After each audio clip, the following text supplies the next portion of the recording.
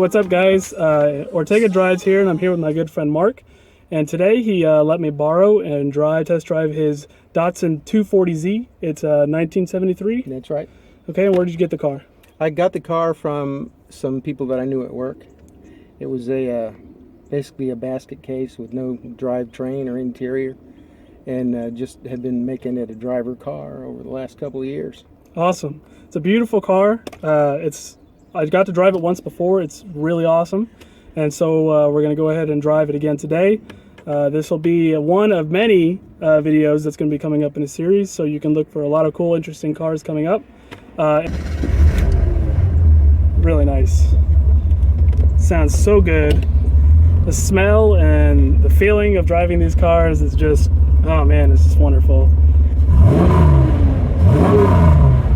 Sounds amazing as well. Choke off, reverse. It's got a really light clutch. Yeah, it's hydraulic clutch.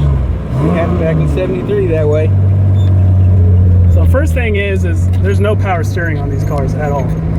There's typically no AC on these cars either. So they get very hot, and they are not the easiest thing to drive, but nonetheless they are amazing. They're way ahead of their time. These cars were actually racing against Porsches and Corvettes of the era and beating them on the racetrack. And these cars were for the blue collar working man initially, and they were just awesome.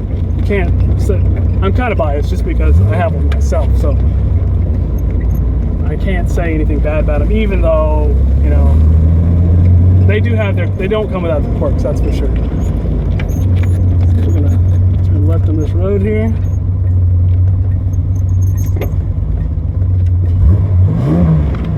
Gotta use that clutch.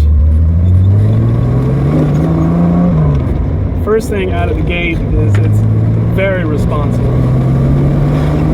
And when I say that, I mean it's these cars. I mean, as soon as you open it up, it just really wants to move. What kind of power did these come with, Mark? It originally came with a 2.4 liter. This engine's been replaced with a 2.8 liter from a later model 280Z. So the difference was what, a 2.8 versus a 2.4? 2.4 liter, that's right. They originally came out with a little over 100, they're around 150, 170 horsepower, something like that. Okay. And what do you think yours makes? I have no idea.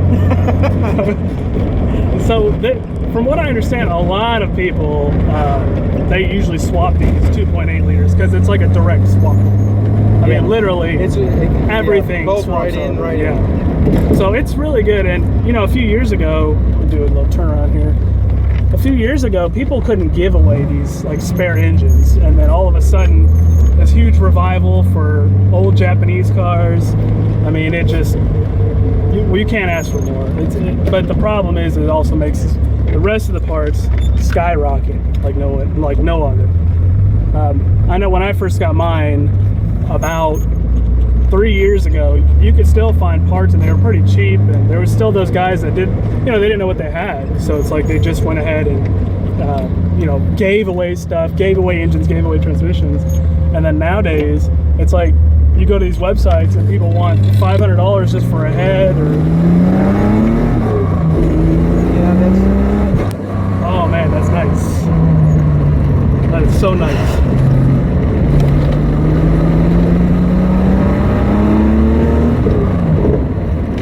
So brakes are a little bit concerning because they're not power brakes. It has a booster, but it's not like a modern car at all. That's right. They're disc brakes, but the calipers on them and the piston end is really small. So Mark is gracious enough to let me kind of rag on this car a little bit, but I'm trying not to. Oh man, that sounds awesome. So you did some work on these carbs recently too. That's right. I got some kits from Z Therapy to freshen them up.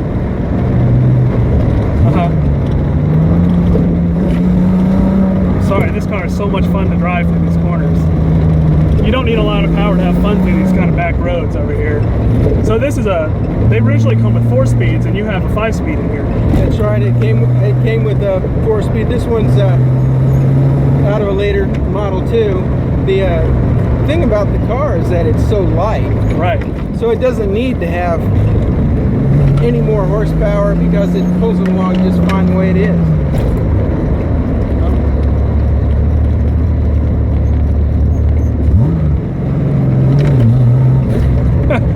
I don't know who those people were.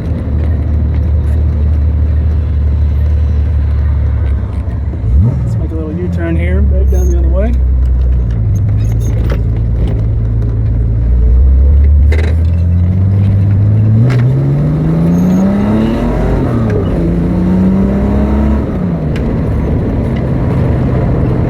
It's very, very peppy. I mean, I wouldn't say it's a top speed highway monster by any means, but it is very nice through the corners. How long have you had it on the road? Well, I've had it on the road for only a year or so, but I don't drive it that much because it's registered as a antique. Okay. So really, I've only driven it a couple of times on the road to a car show. One time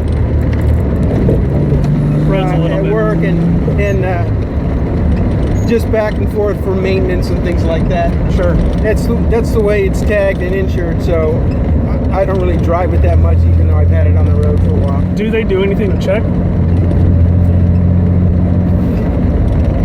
I don't really know. I don't really know the answer. So normally you tag an older car, for those who don't know, you tag it like a normal car, but you know, the car like this, it's a fun car to drive. It's not really practical for every day because it's by modern car standards, it's rough. Sure. It's hot. It's It's bumpy. It's been lowered just a little bit, and it's got a suspension tweak or two in it that make it just a driver's car. A modern car is a lot more comfortable to drive every day, so they're not quite as practical for everyday driving anyway. But it just keeps ripping, turn into it. It's so nice. And you just have some basic tires on here right now. Yeah, they're cheap tires. But the car is so light. I mean, you know, it doesn't have a ton of power, but it's just so fun to drive. And it's just a beautiful car. Everybody, when you drive around in this car, everybody stops you to ask about it. They tell you about these old stories about having these cars back when they're in high school. And, you know, it's just so much history. And, you know, it just people remember these cars. Yeah, that car was a big hit back in its day. I remember the first one I ever saw left a indelible impression on mine. I always kind of wanted one, and they made millions of these cars. So you can still go down to your local O'Reilly's or AutoZone, sure, and get brake pads and wheel cylinder kits and things like that for them. Yeah. So there's still quite a few of them on the road, but you don't see quite as many as you did even 5 years ago. Sure. Yeah, and you know, the desirability of these cars have just gone up tenfold. I mean, literally, right before we started filming, a man came up and wanted to buy your car from you. Now, albeit he didn't want to offer very much money, but yeah, he needs to do some web research. Yeah, he should do some research about what they're worth now.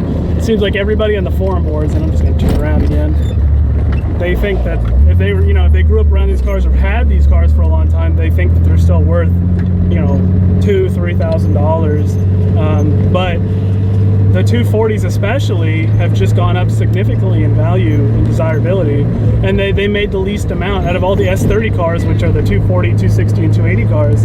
You know, they made the least amount were made in the 240 version.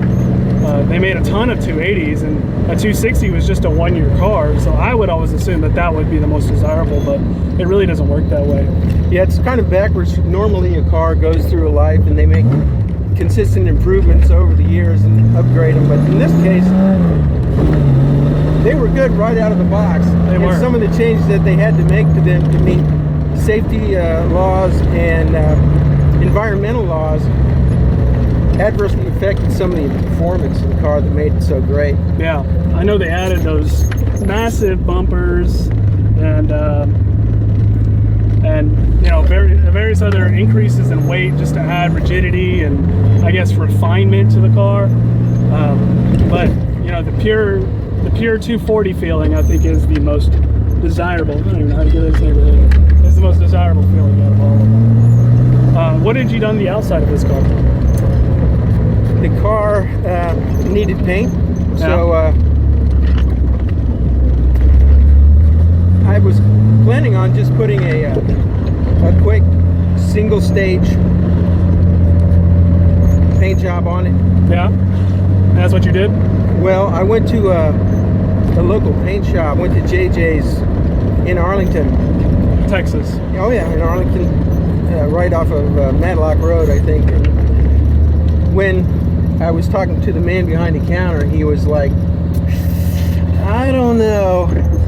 And so